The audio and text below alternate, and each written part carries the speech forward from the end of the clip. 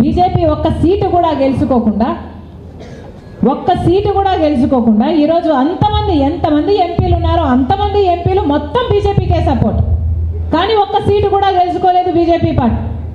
ఒక్క సీటు గెలుచుకోకుండానే ఈ బీజేపీ కైవసం అయిపోయింది ఆంధ్రప్రదేశ్. ఇక ఏమనాలి వీళ్ళను? బానిసలు బానిసలు కాకపోతే వీళ్ళని ఏమనాలి?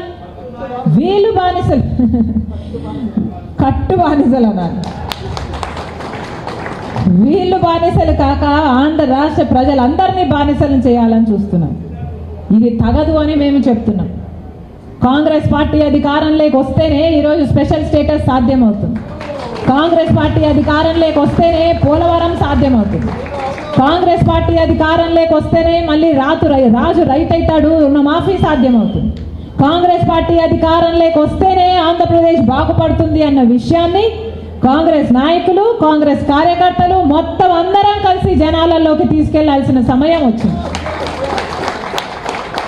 రాహుల్ గాంధీ గారు ప్రధాని మంత్రి అయిన మొట్టమొదటి సంతకమే స్పెషల్ స్టేటస్, ఆంధ్రప్రదేశ్కు ప్రత్యేక హోదా ఫైలు మీద పెడతానని మాట ఇచ్చారు. ఈ విషయాలన్నీ మనకు ప్రజలకు వివరించాలి. ప్రతి కార్యకర్త ఒక సైన్యంలా మారాలి.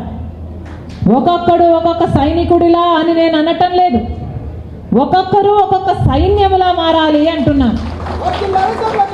రెండిటికి తేడా ఉంది. ఒక్కొక్కరు ఒక్కొక్క సైన్యంలా మారాలి. ఈ రాబోయే 70 రోజుల్లో ఎన్నికల వరకు కష్టపడి పనిచేద్దాం. ప్రతి ఇంటి గడప ఎక్కుదాం, ప్రతి తలుపు తడదాం, ప్రతి ఒక్కరిని కలుద్దాం, ఎంతమందితో వీలైతే అంతమందితో మాట్లాడదాం, ఎన్ని సంఘాలను వీలైతే అన్ని సంఘాలను టచ్ చేద్దాం. ఇది మన వాస్తవ పరిస్థితి అని వాళ్ళకి ఎక్స్ప్లెయిన్ చేద్దాం. మనం ఇప్పుడు కాంగ్రెస్ పార్టీకి ఓటు వేసుకోకపోతే చరిత్రహీనులుగా మిగిలిపోతాం. మన భవిష్యత్తు మొత్తము నాశనం అయిపోతుంది. ఇవన్నీ మనం ప్రజలకు వివరించాలి, కష్టపడి పని చేయాలి. బూత్ లెవెల్లో కూడా ఎక్కడెక్కడైతే మండల లీడర్లు ఉన్నారో, ఎక్కడ ఏ లెవెల్లో కాంగ్రెస్ పార్టీ నాయకులు ఉన్నారు, ఒక్కొక్క బూత్లో కనీసం మనకు 10 మంది అయినా ఉండాలి అని గట్టిగా అనుకొని మీ ఊర్లలో మీ స్థానాలలో గట్టిగా పని చేయండి. బూత్ స్ట్రెంత్ని పెంచుకోండి. కాంగ్రెస్ పార్టీ మెంబర్స్ పెరిగితే మన ఆర్మీ పెరుగుతుంది. మనం చెప్పాలనుకున్న మెసేజ్ ఇంకా క్లియర్గా పోతుంది. ఇవన్నీ ఆలోచన చేయండి. ఊరికే మెంబర్లుగా ఉండడం కాదు, మీరు ఆలోచన చేయాల్సిందల్లా ఈ 70 రోజులు నేను ఎంతమందిని కదిలించగలను, ఎంతమందిని ఇన్ఫ్లుయెన్స్ చేయగలను.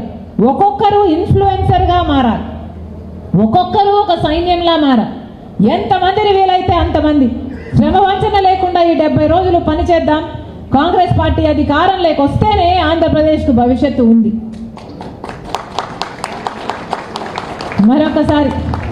మరొకసారి ఇంతమందిగా వచ్చారు. రాజశేఖర రెడ్డి బిడ్డను చూడాలి, కొత్త పిసిసిని ఆశీర్వదించాలి, కలిసి పని చేయాలి, కాంగ్రెస్ పార్టీని బలపరచాలి, రాహుల్ గాంధీని ప్రధానమంత్రిని చేసుకోవాలి. ఇంతమందిగా తరలి వచ్చారు. మరొక్కసారి ఎంత ఉత్సాహంగా ఇక్కడికి వచ్చారో అంతే ఉత్సాహంగా ప్రజలలోకి కూడా వెళ్ళాలి. అంతే ఉత్సాహంగా ప్రతిరోజు ప్రజల మధ్య ఉండి పని చేయాలి.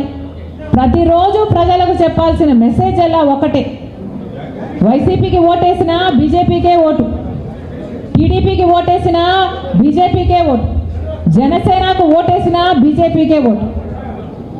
ముగ్గురికి తేడా లేదు. ఏ 3 పార్టీలలో ఏ పార్టీకి ఓటేసినా ఆ ఓటు పడేది మాత్రం బీజేపీ ఖాతాలో. ఇది ప్రజల్లోకి గట్టిగా తీసుకువెళ్ళాలి.